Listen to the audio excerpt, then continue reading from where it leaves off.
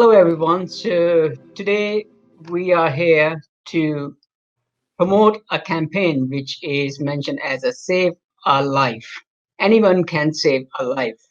Most of us want to make a positive difference to the lives of others, people we don't know, people we may never met. And today, there are many simple, safe, and effective ways to do so and be a life savior for someone you don't even know. I'm talking about blood donation and organ donation. Doing so is a uniquely powerful act. The blood you give could save the life of a woman suffering birth complications, sustain a child with severe anemia, facilitate urgent surgery, and many other during a public health crisis. It is a gesture made all the more significant given blood's core components and by the organ donation. So, without going any further in detail, we have two special guests today. Hayley McDougall is the donor marketing and engagement from Scottish National Blood Transfusion Service, and Joanne is from organ donation ambassador from NHS Blood and Transplant. Very welcome, Hayley. Hi there, thanks for having us. Hi, Joanne. Hi. Right. Trying to find out how the things are working out in this special pandemic. So, how it is like? What is the blood and organ donation? I'm trying to find out. So, Hayley, I will ask you first. What is exactly blood donation? So, in Scotland, we are an arm of the NHS, and our primary goal is to make sure that we can stock enough blood for patients all around Scotland. And we do that by running centres and individual sessions all around Scotland, where we ask people to come along, roll up their sleeves, give us a little bit of their time and a donation of blood. Thank you much. And Joanne, do you want to talk about this organ donation? What exactly it is? Yeah, so organ donation is primarily managed by another arm of the NHS Blood and Transplant, which covers the whole of the UK. And I work in the Scotland team as a specialist nurse for organ donation. And our roles is to help facilitate people's end-of-life wishes. That might be that they've made their wishes known on the organ donor register, or sometimes we just have to consult families and find out what the individual's wish might have been. And ultimately, it's to fulfil people's wishes at the end of their life if they wish to be an organ donor, and ultimately provide life-saving transplants. So, talking about the importance of organ donation, what do you feel like the importance of that everybody should try to help if they can? Yes, as I say, organ donation and transplantation provides life-saving transplants. We currently have a situation in the UK where around 3 people die every day having not had the transplant that they needed because of the lack of availability of donor organs. And so it's really important that people in their life think about what they would like to do at the end of their life in regards to organ donation. And that might be making their wishes known to their family or registering them on the organ donor register. We encourage both, and the law has changed recently, which I think we'll talk about a bit later, but we really encourage people to make their own decision and don't leave it up to their family to make the decision on their behalf. So, Hayley, coming to the blood donation, what do you say about the importance of blood donation then?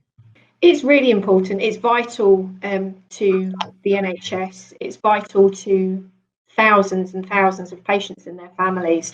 There's no synthetic alternative to a blood donation, so we can't make an alternative. So if we don't have donors that come along, we wouldn't be able to support the patients going through chemotherapy, people who have regular blood transfusions for different blood diseases, mothers who have complications during and after giving birth. We have emergency stocks on standby for road traffic accidents and big incidents, obviously, that we can't foresee happening. So it's a vital part of volunteering that people do within Scotland to provide blood for complete strangers, but people who really need it across Scotland. Is there anything that you want to add on that? Where does exactly this blood donation go? I mean, is it distributed all around the country, or is it specific to an organization? So anybody who gives blood in Scotland, primarily your donation can be ready for hospital use within 24 hours, and that can go to any of the hospitals around Scotland. It doesn't necessarily mean if you donate in Edinburgh that Edinburgh hospitals will receive. We have 2 main hubs within Scotland, and we get out to the Highlands, the Islands, and everywhere in between that needs it. Is that the same for organ donation, Joanne? Yeah, so the utilisation of organs that are donated for transplant, as I say, is a UK-wide approach, and the considerations that are taken into consideration at the time of donation is of the clinical needs. So patients who are at the sickest will receive organs ahead of those who don't require them quite so urgently. So, talking about the blood, are there any certain types more useful than others? There certainly is. All our donors, whatever your blood type, are super valuable. But we can use the blood in different ways, and different blood types are more in need than others. So not all blood of each of the different types can be given to everybody. So for our A groups and our O groups, the majority of the Scottish population are one of those 2 groups, and therefore the demand for those types of blood types are much higher. So we look for more donors of those types as well. From your one donation, regardless of your blood type, we can use the different components in different ways. So within your blood, you've got your red cells, which we use, the white cells, which we don't take from you, and we don't use. We've got the platelets and the plasma, and they can all be used in different ways for different things. So, for example, the red cells, which are the oxygen carrying part of your blood, they would be used in transfusions for people with perhaps anemia. The platelet part of your blood is particularly used for burns victims or people going through cancer. So when they can't produce enough platelets themselves to allow the blood to clot. And I think it's really important to note as well that whilst we welcome everybody from all blood types, one in particular is quite important, and that's our universal donor, which is our O negative. And that's used in emergency circumstances when we don't know a patient's blood type. So that can be given to almost anybody without any type of reaction. But it's quite a small percentage of the population that are O negative. So the more donors that we can get on board, the more of those extra special O negative donors that we can find. Yeah, I'm just wondering that what factors can affect the organ donors to being a match? Okay, so we look at blood group as well, and we also look at what we call tissue typing. So at the time of donation, those 2 factors are taken into consideration to make sure that we get the best possible match for the organ donor and the transplant recipient. And with regards to this blood donation, how much blood is needed to save a life? Although it depends, I guess, about the case, but is there anything specific? Yeah, absolutely. So as little as 3 teaspoons of blood is enough to save the life of a premature baby, which is pretty mind-blowing when you consider the size of a teaspoon. Different amounts of blood, obviously, for different patients, but generally, somebody like a mum in a hospital preparing to give birth, we would have 2 units, which is 2 donations, on standby, waiting to support her for that. You know, patients who are having critical bleeds and where things are starting to go really wrong, you know, anything into the tens of units. I mean, we've got one particular patient that we featured previously on our campaigns, and she was a mum, and she had a really disturbing bleed straight after giving birth, and she used over 80 units during that situation, which is a huge amount. That's a day's worth of collection effectively from the Edinburgh Donor Centre. So you can see how quickly in these sorts of circumstances lots of blood can get used. And we require over 3,000 donors each week to come forward sort of nationwide within Scotland. in order to sustain the 6 days of stock that we would like to keep for hospitals. That keeps us in a nice position, whether demand increases or decreases. That keeps us in a nice position to be able to make sure that everybody's got the blood products that they need exactly when they need them. So it's roughly, as you have already touched on, that it depends upon the requirement, because sometimes it can go that certain blood you need more high requirement and you already have it, then obviously you can do the Absolutely. I understand that. Yeah, the biggest message that we've got for our donors is we're always looking for new donors, because for whatever reason, people unfortunately sometimes can't donate, and that might be for a short space of time, or it might be a permanent arrangement, unfortunately. But with regards to blood groups and when we need you, the most important thing that we say to donors is just come when you're called. It might be that we send you out a letter, it might be that you hear an advert on the radio for a specific type of blood, or it might be that you receive a text message or a phone call from one of us.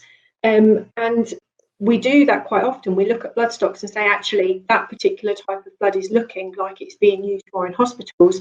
We've got visibility of what hospitals are using, which is amazing. And what it allows us to do is to forecast what we think is going to be used of which blood group, have a look ahead for the next few days and weeks and say, right, we've got this much APOS booked in Glasgow, we've got this much ONEG booked in at the Edinburgh Donor Centre, what's missing, what do we need to do?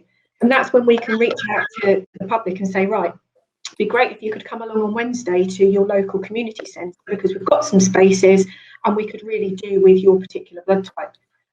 So it really is, that sophisticated that we drill down to the individuals and try and get as many of the right blood groups in at the right time as we can possibly do. So who isn't eligible to donate? Like what things can come up that can exclude a person? Okay, so provided, yeah, it's a really good question. So not everybody will be able to donate, and not everybody would choose to. It's a voluntary service, completely altruistic, but we would ask that everybody would consider it in the same way as organ donation. Have a conversation with your family, have a really good look at the information that's out there, and make a decision. So providing that you're fit and healthy, you're aged over 17, chances are you can become a blood donor. The best way that you can check this out would be on our Can I Donate quiz on scotblood.co.uk. And this is really the first port of call for finding out more information, but also, most importantly, whether you can be a blood donor. So some of the questions that we ask around this would be about medication, might be about travel, might be about your health history. And it's really important to say that there's over 200 rules that we've got around being a blood donor. So we ask a lot of questions, and rightly so. It's super important that we keep both the donor safe and the patient who's receiving the transfusion safe as well. Thank you. And what about the organ donation? What excludes to being an organ donation? Okay, so pretty similar to what Hayley's just said, we ask very similar questions when we talk to donor families, the same questions that are asked at the time of blood donation. And again, it's just all about making sure that we keep things as safe as possible and reduce the risk of any transmission of any diseases or cancers, for example, to recipients. There are age ranges at the moment in organ donation, so people can donate up to the age of 85 years at the moment, and again that may be extended in years to come. And we do have several or many specific contraindications to donation, but they change all the time, and so what may be a contraindication now, next year because of medical advancements, might not be the case. So we just encourage people, just if it's something you would like to do, don't think that your medical history might exclude you. We'll assess that thoroughly at the time of donation and make any decisions at the time. Absolutely, and I would echo that for us as well, Joanne. It's completely the same. A lot of the things that people used to not be able to donate for have changed, and things are changing all the time, as well as people's own medical history. It's really important that people are checking that out on the website. You'll be in a similar position with the organ donation as well, with those things changing. It's also really important to mention as well that we've got some big changes to our eligibility criteria happening from the 14th of June, which is World Blood Donor Day. And we are changing some of the questions to move from a broad yes, no criteria to a much more person-centred approach in terms of your eligibility. And that would be around certain lifestyle questions, certain sexual behaviours and sexual history. So basically it means that we will be hoping to welcome a wider group of people to come and give blood, more people to come and give blood, and also people who were previously excluded may now be able to come and join us and save some lives as well.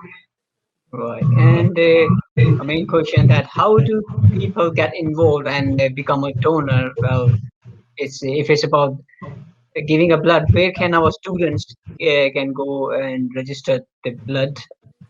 So Napier students, you're really lucky. You've got a blood donor centre right in the middle of town. So we are at 41 Lauriston Place, and that's our donor centre that's open 6 days a week. The easiest thing that you can do is check out the website, do the quiz, check your eligibility, and then log on to your online portal, create an account and book your appointment. So all our donations are by appointment. If you live outside of town and attend the uni as well, we have community sessions and do exactly the same thing. Pop your postcode in and all the available donation opportunities will pop up, and then you can carry on and book your appointment. Oh yeah, I've been to there. I have some donations in the past year. And what about the organ donation, John? So where do they register? Do they need to go online or? There's a variety of ways. There's online, there's a telephone number, so it's organdonation.nhs.uk. And you can also register through the DVLA or through your GP, and many people already will have. It's a mandatory question when you renew your driving licence now. You must provide a response with regards to your wishes about organ donation. And now's probably a good time to talk about the legislation change while we're talking about that, because that really does have a big impact on the registration of people's wishes. So following the change in law, so Max and Kira's law was passed in the English government a few years ago, and Max and Kira were two young people. Kira was a little girl who lost her life, and her family took the decision to donate her organs. And Max was 12 at the time, and he received Kira's heart. And through time, both families got in contact with each other. So organ donation is an anonymous gift. So they find out how recipients are, but they don't know necessarily much about them. But sometimes donor families or recipients decide to write to each other. And that's done anonymously at first. And then if they choose to meet each other, they can do that. And both sets of families recognised that there was a difference between the known. So we know that a lot of people support organ donation, but when that comes to the number of people who are on the organ donor register, it becomes apparent that whilst it's someone's wish, they don't actually take that step and join the organ donor register. And so Max and Kira's law then moved us towards having an opt-out system. So in March of this year, the Scottish legislation changed to an opt-out system, and that followed in line with other devolved countries, England and Wales, a few years ago. Ours was delayed from last year because of the COVID pandemic, but the law changed on March the 26th of this year to an opt-out system. And so how that works is that the organ donor register is still there. We would still actively encourage people who want to donate their organs at the time of their death to join the organ donor register and sign their wish. And equally, if you don't want to join the register, you can access the register and opt out. But if you haven't done either of those things, then what the change in legislation means is that it is then presumed that you had no objection to being an organ donor in the event of your death. But the real key message about any decision that you might make is to, as I said earlier, is to think about, would you like to help someone in the event of your death by donating your organs? And if the answer is yes, then join the organ donor register, and more importantly, tell your family what your wishes were, and then it might prompt them to tell you what their wishes are too. Yeah, as you touched on, that's how I register. When I renewed my driving license, so I have opted in to be a organ donation. So I put on all the organs. Uh, Talking about the donation of the organs, what organs, and are there a number of organs? I have some things in my mind, but will that be okay to discuss that here? Yeah, sorry, you broke up again. That what kind of organs? I guess it's going to be eyes or kidneys and these kind of stuffs, right? Yeah, so one donor can donate lots of organs and tissues. It really just depends on your age and what's wrong with you at the time of your death. So you can donate, lots of organs, like I said. So heart, lungs, liver, kidneys, pancreas and small bowel are the organs that you can donate for transplantation. And then we have tissue donation. So that's things like eyes, given the gift of sight, skin and bone, and many more. So one donor can save and improve the lives of many, many people. Yeah, that remind me of a story when it was actually came across a Facebook. One guy just called a very rich person who invite everyone into a party, and then he has Rolls Royce, a big car, and he was just trying to put that into the ground, and he was just trying to grab the car, and everybody was astonished, like, "What are you doing? So idiot!" and all that. People are calling it about. Then a clear message he wanted to give us that, well, that's what you do. I mean, some of the organs you are not going to take it with you. People die every day, or obviously nobody wants to die, but things happen, and everybody has an expiry date sometime. Myself as well. So that was a very good message from that. And actually, I recently had it to a couple of years ago an accident in motorbike when I was driving just in the central of Edinburgh, and it was a crash, and then I opened my eyes in hospital. I was obviously, but luckily I didn't had any big injuries, no blood donation and all that needed was required to me. But that was a turning point as well. That obviously we never know when it's going to be our last day, so it's better give something back to the society or the world which God has provided us. So pretty much that's all I had things in my mind, and I hope that will be very clear to our viewers and our students and staff in Edinburgh Napier University as well. So before wrapping up all this, just a question: how was the COVID affecting the donation experience, and what can our students expect when they come along to donate? Well, obviously for organ donation is going to be that, but for blood donation, and how does COVID affect the organ donation as well? Can you please just highlight some stuff on that? Yeah, so we were, it was lots of changes for all of us, obviously through blood donation. And we were blessed that our donors still continue to come along and, were able to. So during the pandemic and still at the moment, the act of giving blood is classed as essential travel. So we had people coming, and the difference is that the students will see if they come to the centre at the moment is that we ask you to come alone. So previously, before, we used to have big groups from the students come. Some were donating, some were watching, some were just supporting their colleagues. And at the moment, we can't accept anybody into the centre unless you've got an appointment. And we will ask you to wear a mask. You will be triaged at the door. So we'll ask you some COVID-related questions before you enter the building to make sure that it's safe for you to do so. We ask you to wear a mask for the entirety that you're there. And then at certain points, we'll be asking you to remove your mask. And this is just for donor safety and to make sure that we can keep an eye on you. And social distancing, as usual. Obviously, the only issue would be when we come to actually take the blood from you. That can't be done from a distance. But everything's completely safe as it usually is.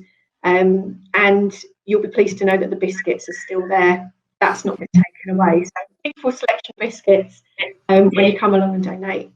But yeah, it's made it difficult for the donors and for the staff, but we've just been delighted that the staff have been so wonderful during this period. At no point have the blood stocks been affected in relation to donors not coming along or anything like that. So it's been a tough time, but everybody's done what they needed to do, and we're still battling through. So. Yeah, something just want to add up that when I had my appointment last month, then after the appointment, you do get some juice, cakes, and chocolates. Yeah, Tunnock's tea cake is the fans' favourite, so we're pretty famous for that. So, so yeah, I mean, I think it's just really important to say, like after talking about, you know, the organ donation and the blood donation, is that, you know, both a volunteer or voluntary things that you do. So one is while you're alive, while you're here. The other is afterwards, and you know they're not mutually exclusive. You can do both, absolutely. And even just, you know, checking out the websites for ours and for Joanne's as well. You know, having that conversation, looking into it, and certainly signing up to book an appointment to come and give blood. It's such an important thing to do. You know, the actual donation itself takes 10 to 15 minutes. We need about an hour of your time, which is filling in your form and everything else. And you can donate a couple of times a year. So really, in the grand scheme of things, you know, a couple of hours a year is all we really need. And I'm sure for looking at the information that you would on the organ donation site as well, half an hour of your time to make that decision and then have that conversation with your family. That's really not a lot of time when you think about the hours that you've got in your whole year. So. Then, is there any tips at the end? Do you want to give it to our new donors of the blood donation or organ donors? Any tips for them? Well, certainly for giving blood, if you're a new donor, all I will say is please check out the website, do the quiz. We'd hate to have to turn you away when you come along for something that you know you could have checked out in advance. Have a look on there. There's loads of information about the actual process. We've got some videos on our YouTube channel. But a couple of top tips: make sure that you have had plenty to eat, plenty of water to drink. Because a fed and hydrated donor is a happy donor. It will certainly make you feel much better, and your donation will go better. But I suppose the main thing would be come with an open mind and an open heart. Come enjoy your experience. You're doing something amazing. You know, you've got the opportunity to save or improve the lives of 3 people or up to 3 people every single time you come and give blood. So give it a go. If it's not for you, once you've done it, you can say, well, I tried and it wasn't for me. Or you could be like, you know, so many of our donors that are into their tens, even hundreds of donations in their lifetime now, which is, you know, absolutely amazing. So just give it a go. Thank you, Hayley. Is there anything you want to add up, Joanne? Yeah, just we can never say it enough. It's about making your own decision in life. So there's so much information on the website organdonation.nhs.uk.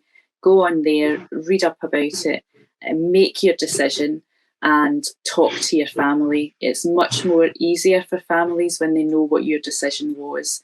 And so that's the take-home messages. Talk to your families and friends and let them know what your wishes were. Yeah, well, thank you very much. And I would say to my viewers that organs are the vital tissues that make our entire body function. And when a particular organ fails, it requires immediate treatment to replace it with a new and healthy organ of the donor. Common organs transplantation include heart, liver, kidney, bone marrow, and pancreas, eyes. Organ donation is a kind and helpful act by the donor. It can help to improve the quality of life for many individuals. An eye transplant could help a blind person view the beautiful world again. So that's what my suggestion and my urge to all of our students and staff, that you have something which you're not going to use it, then after it's used, but I would say that it will be good to donate it, whether it's your organ or a blood donation. So people die every day, sometimes very unexpectedly. think about give a thought that how to being a organ donor. And personally, I have thought of this quite a bit lately. There are many people, parents, grandparents, and children who wait on the list for months, maybe years, to receive a donation organ. So they can live and you have the opportunity to save someone's life. So save a life. That's all about this campaign. Thank you very much to Haley and Joanne to joining us, giving us your valuable thoughts and sharing it with our students and staff. Thank you very much. Goodbye for now. Thanks for having us.